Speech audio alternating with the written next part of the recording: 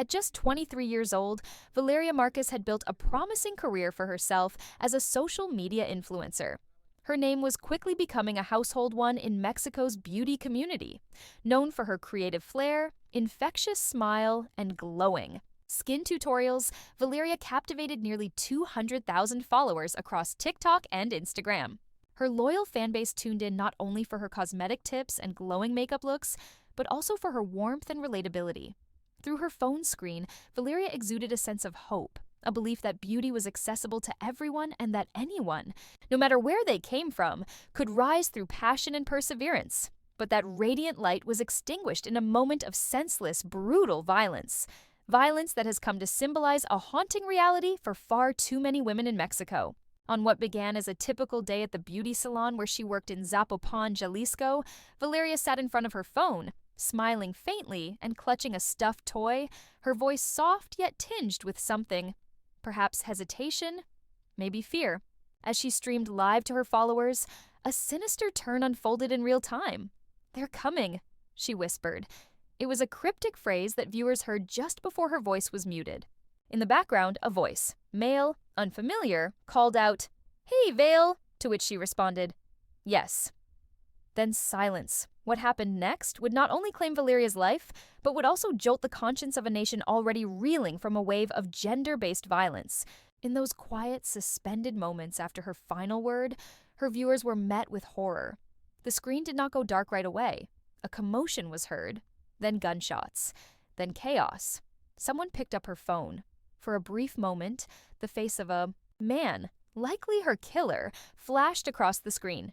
Then the stream ended, but the terror had only begun to echo across Mexico. The Jalisco State Prosecutor's Office would later confirm her death and launch an investigation, classifying the crime as a femicide, a specific legal term in Mexico that refers to the killing of a woman because of her gender.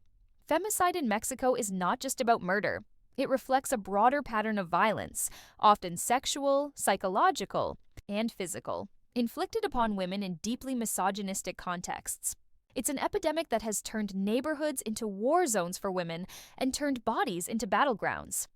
Femicide in Mexican law takes into account a number of horrifying factors: whether the victim's body was left in a public place, whether she had a relationship with the perpetrator, whether her body showed signs of degrading or sexual violence, or whether the murder was committed with the explicit intent of targeting her because she was a woman.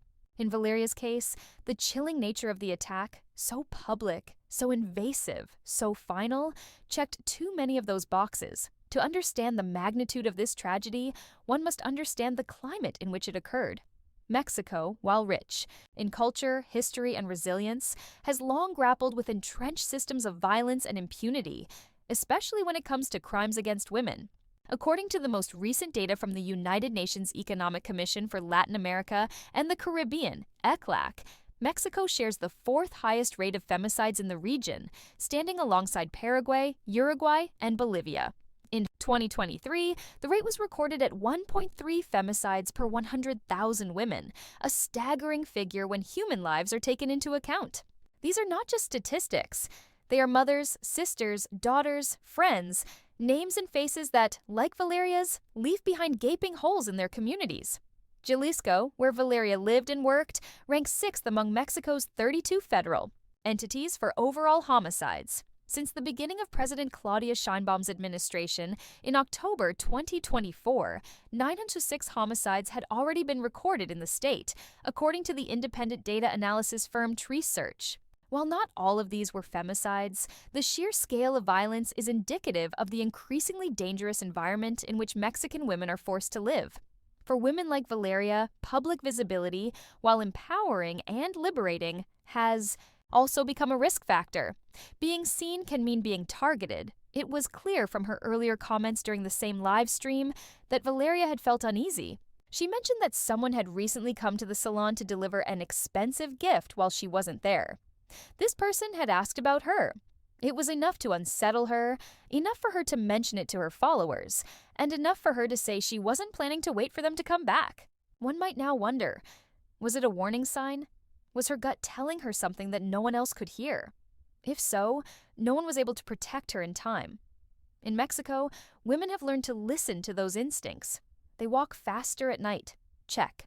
Their surroundings twice, share their live location with friends, carry keys between their fingers, and often avoid public spaces alone. Yet none of these things, not even cautious behavior or strong online followings, can always guard them against the unrelenting threat of violence. Valeria's murder was not just an isolated act of cruelty, it was a reflection of the culture, of impunity and misogyny that continues to flourish across large parts of the country. According to national data, an overwhelming majority of femicide cases go unpunished. Even when arrests are made, convictions are rare, investigations are slow, families are left with grief and rage, often fighting for years just to see their daughter's killers brought to justice. In the wake of her death, tributes began pouring in. Fans who had followed her makeup tutorials and daily vlogs were left in disbelief. Some couldn't believe what they had seen on the live stream. Others shared screenshots of her last moments, accompanied by heartbreak emojis and desperate demands for justice. Hashtags like Manger Justicia para Valeria trended across platforms as fellow influencers, activists, and everyday citizens called out the failure of the state to protect its women. But even as her story spread globally, some worried that Valeria's death would become just another fleeting headline, one more case in an already overflowing archive of murdered women. In Mexico, that archive is hauntingly long. Names like Ingrid Escamilla, Debany Escobar, and now Valeria Marquez are etched into public memory, not because they wanted to be martyrs, but because their deaths were too brutal, too public, and too symbolic to ignore. For Valeria's family, the pain is beyond words. Their daughter wasn't just a social media figure, she was a sister, a friend, a dreamer who made the world a little more beautiful with each post. Her killing ripped through their world and shattered every sense of safety they once knew. The Ibait, Salon, once a place of transformation and joy, had now become a crime scene, and for her followers, the trauma lingers. Many had grown up watching her videos.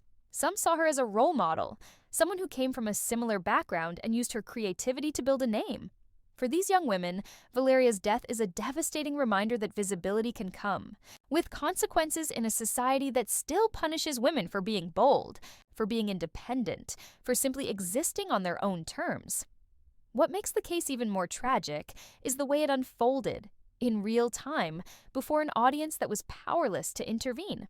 Live streams have long been a tool of connection, a way for creators to strip away the filters and engage authentically with their fans. But in Valeria's case, the live stream became a chilling digital tombstone, a record of her final seconds, her voice, her fear, and her silence. As of now, no suspect has been officially named. The investigation remains open, but faith in the justice system is low.